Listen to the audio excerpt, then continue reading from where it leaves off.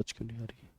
जय हिंद दोस्तों, मैं शिवम गुप्ता स्वागत करता हूं आपका अपने परिवार रोजगार विद अंकित पर। उम्मीद करता हूं आप सभी अच्छे होंगे, बेहतरीन होंगे, जिंदाबाद होंगे, एकदम शानदार होंगे। एक बार आप सभी प्यार साथी बताएंगे आप सभी कैसे हैं। Very very very good morning, Radhe Radhe, जय श्री कृष्णा, जय हिंद, जय मां सरस्वती। सभी दोस्तों को सभी प्यार साथी क्लासेस जुड़ जाएंगे, बताएंगे आप सभी कैसे हैं और क्या मेरी वॉइस और वीडियो आप सभी तक प्रॉपर तरह से पहुंच पा रही है या नहीं। एक बार सभी साथी कंफर्म करेंगे, फिर शुरू करते हैं हम अपनी एक शानदार, एक बेहतरीन, एक लाजवाब क्लास, जो कि रहने वाली है आपके यहाँ पर एक नया चैप्टर सीपीयू।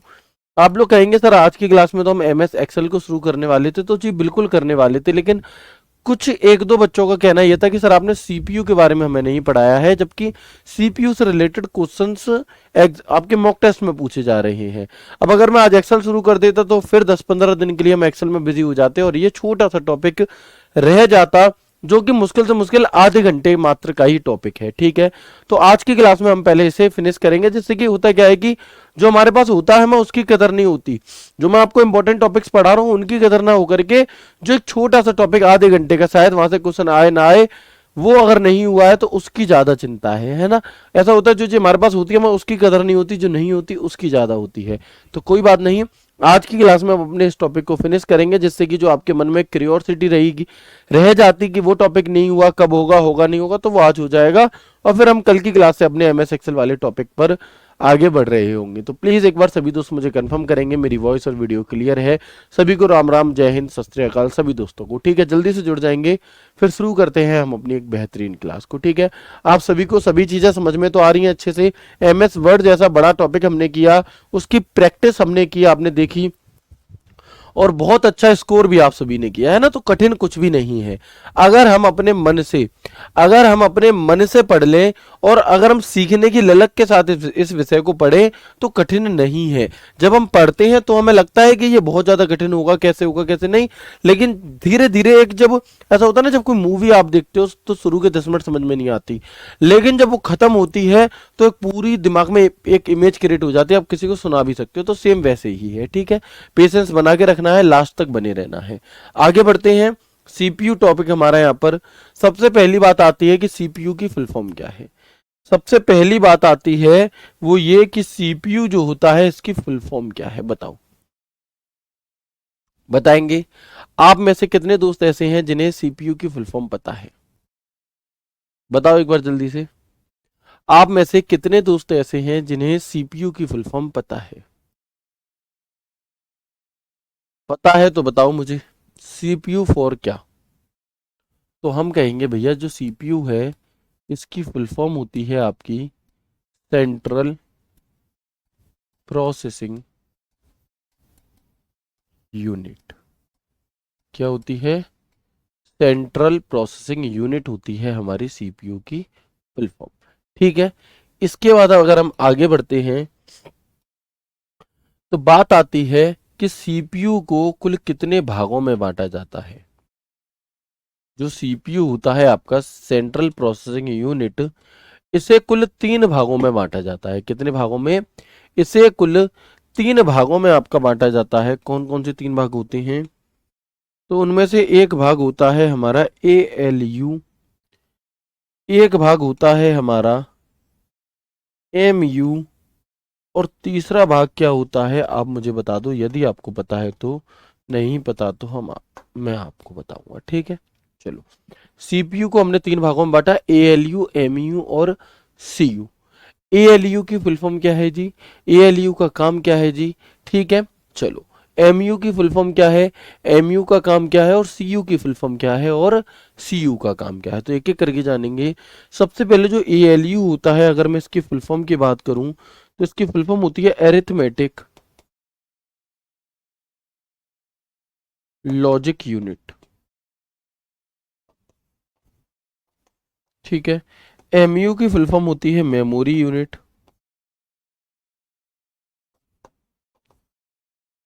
और सीयू की फुल फॉर्म होती है हमारी कंट्रोल यूनिट। सीयू की फुल फॉर्म क्या होगी?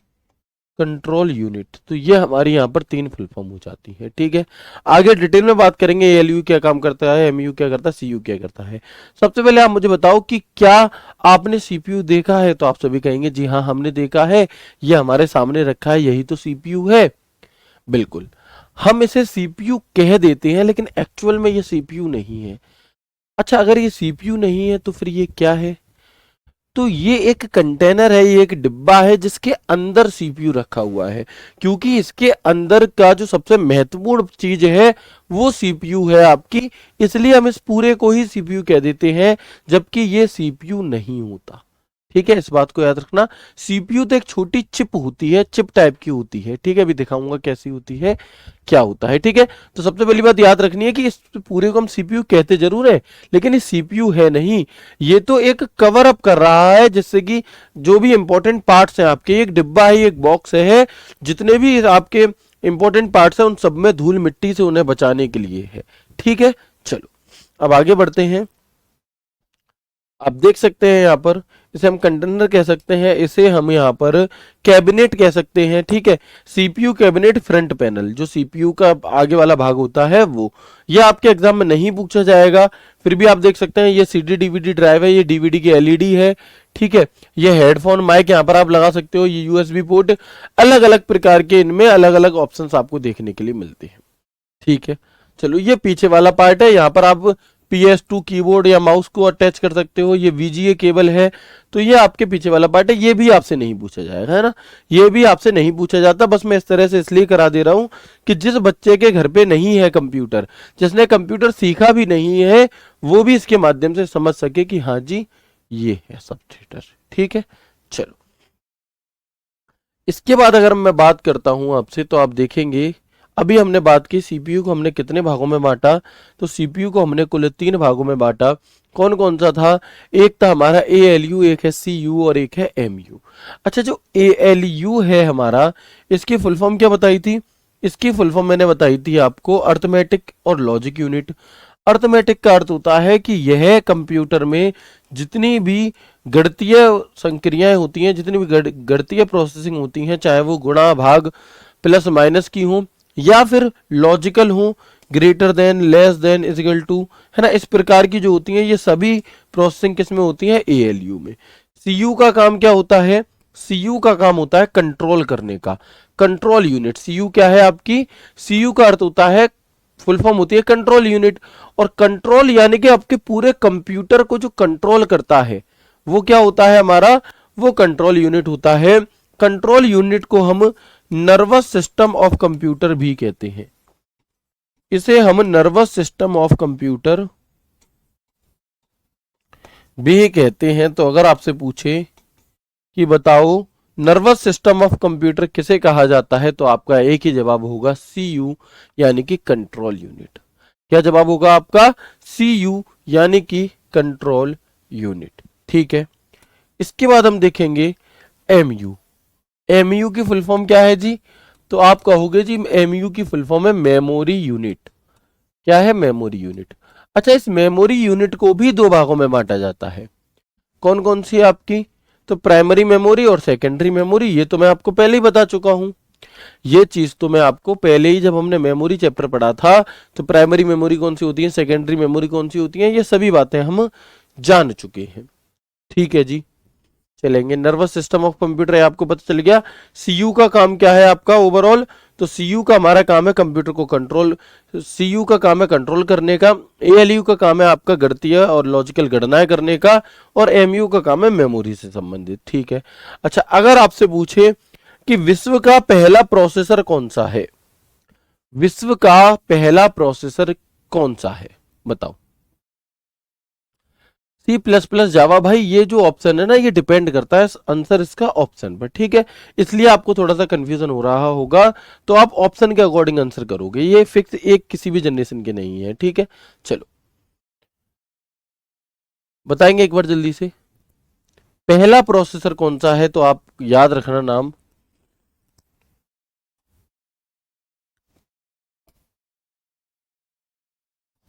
इंटेल 4004। यानी कि जो एक सीपीयू होता है वो एक्चुअल में एक प्रोसेसर होता है, एक चिप होती है ऐसी, जो आपके कंप्यूटर के मदरबोर्ड में लगी होती है। कहां लगी होती है? जो आपके कंप्यूटर के मदरबोर्ड में लगी होती है। तो सबसे पहला जो प्रोसेसर हुआ उसका नाम था इंटेल 4004, और ये कब बनाया गया? 1971 में। अच्छा, एक एग्जाम में ऐसे क्वेश्चन पूछा गया आपसे, एक एग्जाम में ऐसे क्वेश्चन पूछा गया कि बताइए वह कौन सी कंपनी है जिसका प्रोसेसर के क्षेत्र में वर्चस्व स्थापित है। वर्चस्व स्थापित होने का मतलब क्या होता है कि मतलब पूरी मार्केट उसी ने कवर कर रखी है एक तरह से। तो वह कौन सी कंपनी है जिसके सबसे ज्यादा, आपके पास कंप्यूटर है, मेरे पास कंप्यूटर है, मैक्सिमम जो भी कंप्यूटर है उन सब में उसी कंपनी का प्रोसेसर होगा, तो उस कंपनी का नाम क्या है? तो उस कंपनी का नाम है इंटेल। क्या नाम है उस कंपनी का? नाम इंटेल। ठीक है।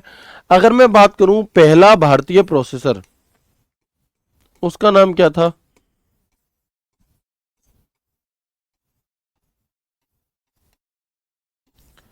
तो आप क्या नाम बताएंगे? बताइए, मैंने आपको बताया हुआ है। अगर याद है तो अच्छी बात है, नहीं है तो अब याद रखेंगे। उसका नाम है शक्ति। क्या नाम है जी उसका? तो उसका नाम है हमारा शक्ति। ठीक है, आगे बढ़े। हाँ, लगा सकते हैं। चलिए, इसके बाद एक बिल्कुल कॉमन सवाल आप सभी ने सुना होगा, देखा होगा कि ब्रेन ऑफ कंप्यूटर किसे कहा जाता है? हाँ, ब्रेन ऑफ कंप्यूटर किसे कहा जाता है, यानी कि कंप्यूटर का दिमाग किसे कहा जाता है? तो हर कोई बच्चा बच्चा इस सवाल का उत्तर जानता है कि भैया जो हमारा सीपीयू होता है, जो हमारा सीपीयू यानी कि सेंट्रल प्रोसेसिंग यूनिट होता है, इसे ही कहा जाता है क्या? ब्रेन ऑफ कंप्यूटर, यानी कि कंप्यूटर का दिमाग। ठीक है। चलो, अगर मैं बात करूं हार्ट ऑफ कंप्यूटर किसे कहा जाता है, तो वो भी आपका क्या हो जाएगा? सीपीयू हो जाएगा। अब आप देख सकते हैं कि जैसे ये मदरबोर्ड है, तो मदरबोर्ड के बीच में एक चिप नुमा दी गई है, इस पर दिमाग छपा नहीं होता। ये तो बस मैं इसलिए ले आया हूं इस टाइप के फोटो कि आप समझ सको, अज्यूम कर सको कि दिमाग होता है। बाकी ऐसी एक चिप होती है, ब्रेन फिरेन कुछ नहीं लिखा होता उस पर, वो होता है एक्चुअल में एक सीपीयू। ठीक है, चलेंगे। ऐसे ही कंप्यूटर का दिल किसे कहते हैं? ये भी सीपीयू को कह देते हैं। लेकिन अब बात आती है, आपने कहा कि ये जो सीपीयू होता है ये कहाँ होता है? तो मदरबोर्ड पर लगा होता है।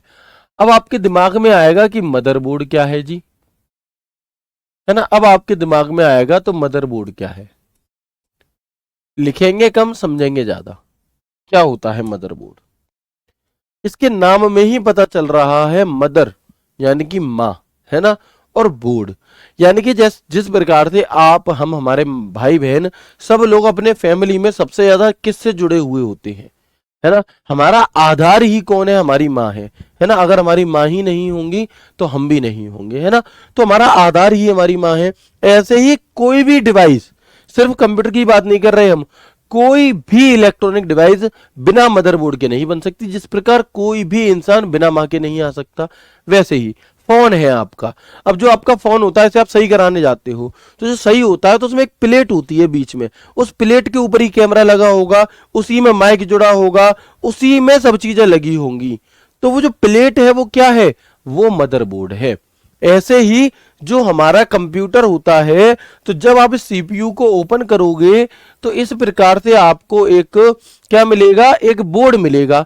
इसी के अंदर आप अगर कीबोर्ड को भी लगा रहे हो ना, आप अगर पेन ड्राइव भी लगा रहे हो, तो ऊपर से देखने में वो ऐसा लग रहा है कि इसमें लग रही है, एक्चुअल में अगर इस ढांचे को हटा दिया जाए तो वो मदरबोर्ड से ही कनेक्ट होती है जाकर के।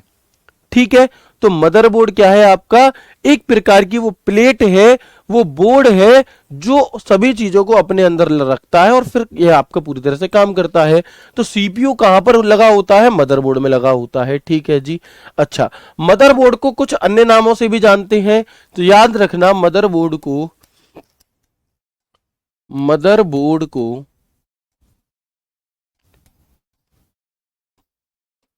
सर्किट बोर्ड,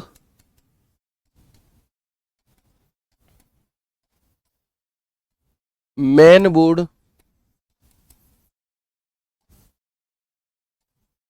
के नाम से भी जाना जाता है ना? इसे किस नाम से जाना जाता है? तो मदरबोर्ड, सर्किट बोर्ड, मदरबोर्ड को सर्किट बोर्ड या मेन बोर्ड के नाम से भी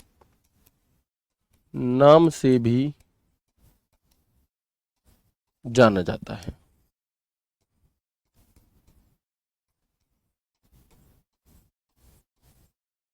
ठीक है, बिल्कुल। तो क्लियर है। अब अगर आपसे पूछे कोई कि रैम कहाँ लगी होती है तो आप कहोगे मदरबोर्ड में। आपसे कोई पूछे रोम कहाँ लगी होती है आप कहेंगे मदरबोर्ड में। कोई आपसे पूछे सीमोस बैटरी कहाँ लगी होती है आप कहोगे मदरबोर्ड में। यानी कि कंप्यूटर से संबंधित जितनी भी डेटा है, जितनी भी आपके हार्डवेयर डिवाइसेज हैं, हार्ड डिस्क वगैरह, वो सब आपके मदरबोर्ड से ही कनेक्ट होती है। ठीक है, क्लियर है, समझ में आया मदरबोर्ड क्या है, यस और नो। चलो, तो ये जो आपको इधर उधर अन्य प्लेट दिखाई दे रही है ये पूरी हमारी मदरबोर्ड है। ठीक है जी। अब जो मैंने आपको बताया वही चीज ध्यान से देखेंगे। सीपीयू यानी कि सेंट्रल प्रोसेसिंग यूनिट कंप्यूटर का मुख्य प्रोसेसर होता है, जिसे कंप्यूटर का दिमाग भी कहा जाता है। यह कंप्यूटर में सभी प्रकार के निर्देशों को प्रोसेस करता है और इनपुट को प्रोसेस करके आउटपुट प्रदान करता है।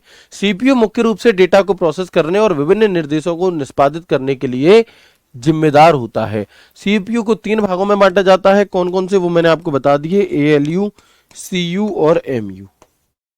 ठीक है, तो हमारा सीपीयू का जो मुख्य काम है, जब हमने सबसे पहले सीपीयू शब्द सुना था वो कब, तो जब मैं आपको कंप्यूटर पढ़ा रहा था पहली क्लास में, तो मैंने आपसे कहा था कि हम अपने कंप्यूटर को इनपुट देते हैं, सीपीयू उस इनपुट को रिसीव करके उसे आउटपुट में कन्वर्ट कर देता है। किस में कन्वर्ट कर देता है, आउटपुट में। तो इनपुट को प्रोसेसिंग कर आउटपुट करना किसका काम है, हमारे सीपीयू का। ठीक है, चलेंगे। अब अगर मैं एएलयू, सीयू और एमयू की बात करूं, तो एएलयू वह यूनिट है जो सभी प्रकार के गणितीय जैसे कि जोड़ घटाना, तार्किक और ऑपरेशन को करता है। ये बात मैंने आपको वैसे ही बता दी थी। सीयू क्या है, कंट्रोल यूनिट। सीपीयू का वह भाग जो कंप्यूटर के विभिन्न भागों जैसे कि मेमोरी हुई, इनपुट आउटपुट डिवाइस आदि के साथ एक कोऑर्डिनेशन बिठाता है और यह निर्धारित करता है कि कौन से निर्देश कब और कैसे प्रोसेस किए जाए। यह निर्देशों के अनुक्रम को कंट्रोल करता है। सीपीयू के बाकी हिस्सों को निर्देशित करने का काम भी इसी का है, यानी कि ओवरऑल पूरे कंप्यूटर को कंट्रोल करने का काम हमारे कंट्रोल यूनिट का है, जो मैंने आसान शब्दों में आपको बता दिया। अच्छा, कई बार ऐसा होगा आपसे पूछेगा बताओ दिए गए 4 ऑप्शन में से कौन सा सीपीयू का एक पार्ट नहीं है, तो एएलयू है, हम जानते हैं, सीयू है। कई बार आपको एमयू की जगह रजिस्टर लिखा हुआ देखने के लिए मिलेगा, ये होता है, यानी कि एक मेमोरी रजिस्टर होती है, सीपीयू की एक मेमोरी होती है रजिस्टर मेमोरी, उसके बारे में ये बात कर रहा है। तो अगर एमयू की जगह रजिस्टर लिखा मिले तो इससे आपको चौंकना नहीं है, तो वही लिखा है रजिस्टर। रजिस्टर सीपीयू के अंदर छोटे और बहुत तेज स्टोरेज यूनिट होते हैं, जिनका उपयोग डेटा और निर्देशों को अस्थायी रूप से स्टोर करने के लिए किया जाता है। यह सीपीयू के अंदर डेटा प्रोसेसिंग के त्वरित पहुंच प्रदान करते हैं। अब अगर मैं इसी रजिस्टर मेमोरी की थोड़ी डीपली बात कर लूं आपसे, हालांकि आपको सिर्फ इतना ही जानना है कि रजिस्टर मेमोरी होती है, ठीक है, लेकिन अभी जो एग्जाम हुआ एक SSC CGL mains, SSC CGL mains हुए थे 2 मार्च, 6 मार्च नहीं, 2 मार्च, 3 मार्च, 6 मार्च और 7 मार्च, मार्च 2023 में, है ना। इन 4 दिन पेपर चला था एसएससी सीजीएल मेंस का। टोटल 80 क्वेश्चन कंप्यूटर के पूछे गए थे और इनमें से लगभग 5 से 6 सवाल इस रजिस्टर मेमोरी से पूछे गए और काफी डीपली पूछे गए, है ना। तो अभी तक आपके एग्जाम में ये आएगा ऐसा जरूरी नहीं है, लेकिन क्योंकि सीजीएल मेंस में आ चुका है, और देखो आज के टाइम पर जो भी पेपर बन रहे हैं ना, वो आप सिर्फ बीएसएफ एचसीएम का ही प्रीवियस ईयर देख करके पढ़ते रहो तो शायद आप उतना अच्छा स्कोर ना कर पाओ।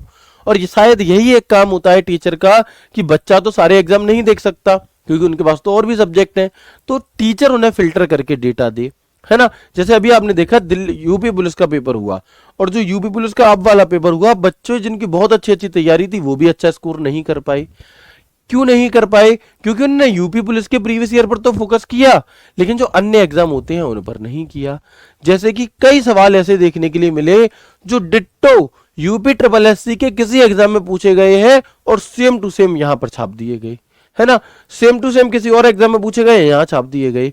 तो ऐसे ही अगर बीएसएफ एचसीएम में ऐसा सवाल नहीं पूछा गया है, फिर भी हम इसे पढ़ करके चलेंगे क्योंकि सीजीएल मेंस में आया है, तो ऐसा हो सकता है, संभावना है कि अब अगर आपके पेपर का लेवल बढ़ाना हो, आपके पेपर का स्तर ऊंचा करना हो, तो आपसे यहां से पूछ ले। ठीक है, चलिए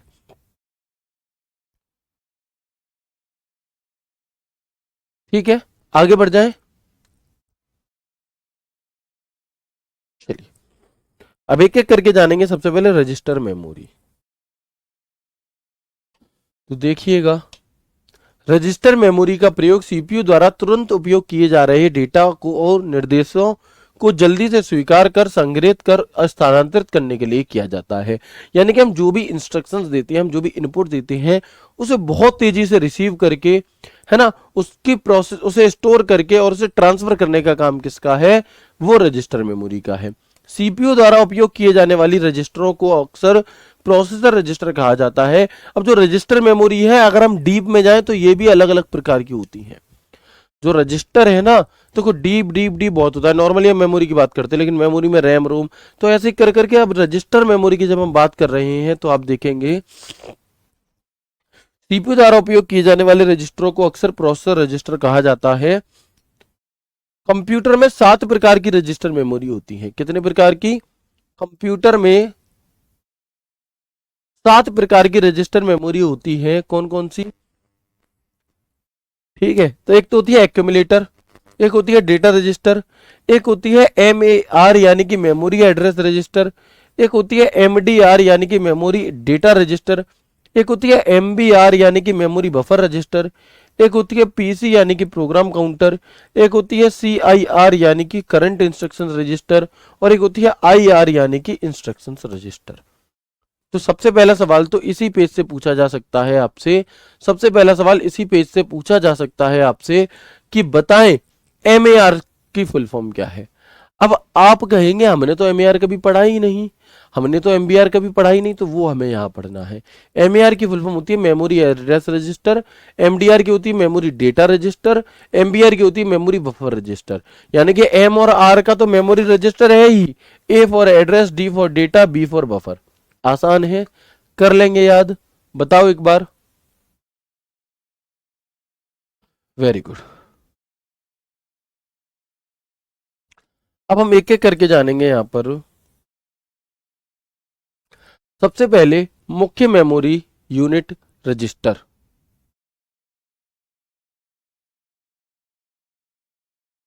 ये आपने पढ़ा दिया है? बताओ, ये मैंने पढ़ाई है क्या? एक मिनट में चेक कर लेता हूं। अगर हम ये पढ़ चुके हैं रजिस्टर मेमोरी, मुझे याद नहीं है कि मैंने मेमोरी में इसे कंप्लीट पढ़ाया था या नहीं पढ़ाया था। तो एक बार प्लीज मुझे सभी दोस्त कंफर्म करेंगे और मैं भी चेक किया लेता हूं, फिर हम आगे कंटिन्यू करेंगे, ठीक है। सीपीयू के चैप्टर को मैं इसीलिए अवॉइड कर रहा था क्योंकि ये है ही इतना बड़ा, ज्यादा बड़ा नहीं है ये। अब अगर हम रजिस्टर को ना पढ़ें तो समझो ये खत्म हो गया, कंप्लीट हो गया।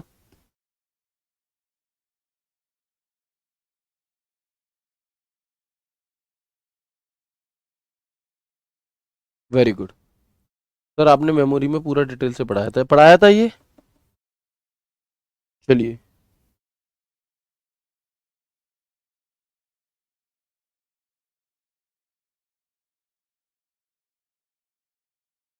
बिल्कुल। तो ये हमने साथ के साथ पढ़े हुए हैं, है ना, ये हमने सब के सब पढ़े हुए हैं। और ये है आपका अरिथमेटिक लॉजिक यूनिट। आप ऐसे देख सकते हो कि जो हमारा सीपीयू होता है, क्या होता है? जो हमारा सीपीयू होता है, नहीं मैंने कंप्लीट पढ़ाया हुआ है, मैंने अभी अभी चेक किया है, ठीक है। जो बच्चे ये कह रहे हैं कि नहीं पढ़ाया, तो भैया देखो, मैं तो अलग अलग बैचेस में पढ़ाता हूँ, ठीक है।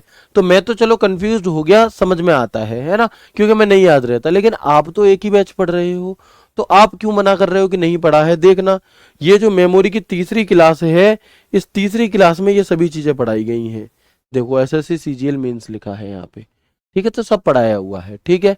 चलो आगे बढ़ते हैं। सीपीयू तो मैंने बताया वही, CPU arithmetic logic unit, CU यानी कि कंट्रोल यूनिट, और मेमोरी यानी कि मेमोरी यूनिट। मेमोरी यूनिट को हम दो भागों में बांटते हैं, कैश मेमोरी और रजिस्टर मेमोरी। तो प्लीज एक बार मुझे कंफर्म करेंगे कि क्या यहां तक की बातें आप सभी को समझ में आ गई? क्या यहां तक की बातें आप सभी को समझ में आ गई? तो ये हमारा सीपीयू यहाँ पर हो जाता है कंप्लीट, ठीक है। यहाँ पर हमारा सीपीयू हो जाता है कंप्लीट। और क्योंकि अब हम कल की क्लास में बात करने वाले हैं एमएस एक्सेल की, है ना, और क्योंकि हम कल की क्लास में बात करने वाले हैं एमएस एक्सेल की, तो थोड़ी सी एक्सेल की चर्चा हम आज भी कर लेते हैं। काफी लोगों को ये डाउट है कि सर सिलेबस कब खत्म होगा, कितनी क्लासेस और होंगी, ईटीसी ईटीसी। तो 2 मिनट लेकर के मैं इसका जवाब दे देता हूं, फिर आने वाले 1 महीने में आप मुझसे इसका जवाब मत मांगना, ठीक है, समझो। अब आपके जो चैप्टर रह गए हैं मोस्ट इंपॉर्टेंट वाले, वो एक तो एमएस एक्सेल रह गया है, ठीक है। MS पावर पॉइंट आपके सिलेबस का हिस्सा नहीं है, बट फिर भी हम आपको पढ़ाएंगे क्योंकि क्वेश्चन एक पूछने की संभावना बनी रहती है। ठीक है, कुछ क्लासेस आपकी होंगी शॉर्टकट की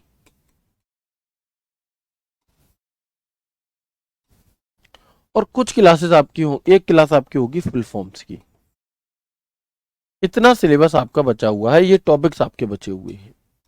इनके अलावा अगर आपको लग रहा हो जी ये बच गया तो आप मुझे टेलीग्राम डाउट ग्रुप में बता देना। ठीक है, आप देखोगे MS एक्सेल कितने दिन चलेगा, तो ये कम से कम 10 से 14 दिन के बीच में खत्म होगा, इतना बड़ा चैप्टर है। पावर पॉइंट आपका हद से हद 2 से 4 क्लासेस। ठीक है, शॉर्टकट की आपकी 1 से 2 क्लास और फुल फॉर्म्स आपकी 1 क्लास, यानी कि 1 2 3 और अगर हम मैक्सिमम भी जोड़ें 1 2 3 और 4 7 और 14 21, यानी कि जो अक्टूबर आपका आने वाला है ना, जो आपका अक्टूबर का महीना आएगा तो 10-15 अक्टूबर तक आपका जो सिलेबस है वो पूरी तरह से कंप्लीट हो चुका होगा। ठीक है, बताएंगे एक बार। तो अब कोई भी ये मुझसे नहीं पूछेगा कि कितनी क्लासेस और होंगी या कितना सिलेबस बचा हुआ है। अगर मैं यहीं पर आपको एक तरफ ये और बता दूं कि मोस्ट इंपॉर्टेंट टॉपिक्स कौन से हैं आपके एग्जाम के पॉइंट ऑफ व्यू से, क्योंकि ये भी डाउट आपके दिमाग में बना ही रहता है, तो आप टिक लिख लेना, इन्हें नोट डाउन कर लेना कि ये टॉपिक्स आपको बहुत अच्छे से कवर कर लेने हैं या रिवाइज कर लेने हैं। अगर आपने इतना कर लिया तो आप देखोगे कि आप बहुत अच्छा स्कोर कर रहे होगे। इसमें जो सबसे पहला टॉपिक है उसका नाम है आपका MS वर्ड। देखो MS वर्ड ना भी करो, मतलब MS वर्ड तो करना ही है। मैं शॉर्टकट कीज एंड में इसीलिए करा रहा हूं कि सारी शॉर्टकट की आपको उनका यूज पता होना चाहिए। शॉर्टकट कीज से आपको 4 से 5 क्वेश्चन देखने के लिए मिलेंगे। उसके बाद है आपका MS वर्ड, फिर आपका MS एक्सेल, फिर आपसे पूछ लिया जाता है मेमोरी के बारे में, कुछ क्वेश्चंस पूछे जाते हैं। ठीक है, और कुछ आपसे फुल फॉर्म्स पूछ ली जाती हैं, और फुल फॉर्म्स में से भी ज्यादा इंपॉर्टेंट है इंटरनेट का टॉपिक। इंटरनेट जिसमें हम वेब ब्राउजर, सर्च इंजन, ये सभी चीजें पढ़ते हैं। ठीक है, तो ये आपके कुछ 5 टॉपिक अगर मैं मोस्ट इंपॉर्टेंट बताऊं ये वाले हैं, बताएंगे एक बार। ठीक है, तो यहां तक कोई डाउट, कोई और मन में सवाल अगर आपके उठ रहा हो तो आप मुझसे पूछ सकते हो, बताओ जल्दी से।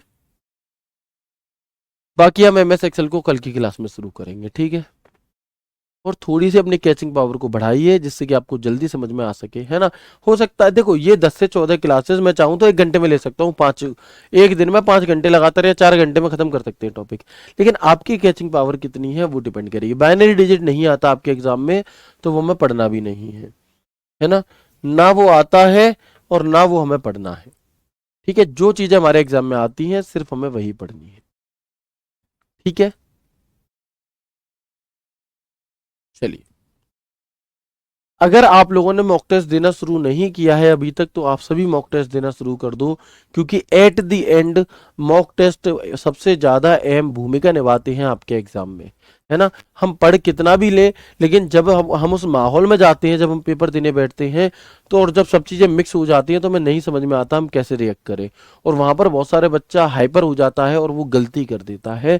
तो उस गलती से बचने के लिए आपको इतने मॉक टेस्ट देने हैं, इतने पेपर लगा देने हैं कि जब आप एग्जाम हॉल में बैठो तो वो भी आपको एक मॉक टेस्ट की तरह ही लगे, एक बिल्कुल नॉर्मल सा लगे, ऐसा कुछ बहुत कठिन सा ना लगे। ठीक है, अगर मॉक टेस्ट में नंबर कमा रहे हैं तो रिवीजन की जरूरत है, मेहनत की जरूरत है। ठीक है, चलो, क्लियर है यहाँ तक।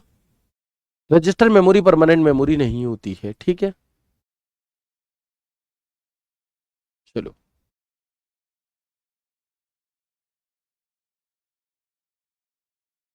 CGL बैच में मैं पढ़ाऊंगा। ठीक है जी, चले। तो मैं उम्मीद करता हूँ आपको क्लास अच्छी लगी होगी। आज की क्लास हम यहीं तक रखते हैं, क्योंकि इसके आगे की जो चीज़ें हैं उन्हें हम कल की ही क्लास में कंटिन्यू कर रहे होंगे, वो ज़्यादा बेहतर रहेगा। तो मिलते हैं आपसे कल की क्लास में एक नए एक शानदार सेशन के साथ। तब तक के लिए राधे राधे, जय श्री कृष्णा, जय हिंद।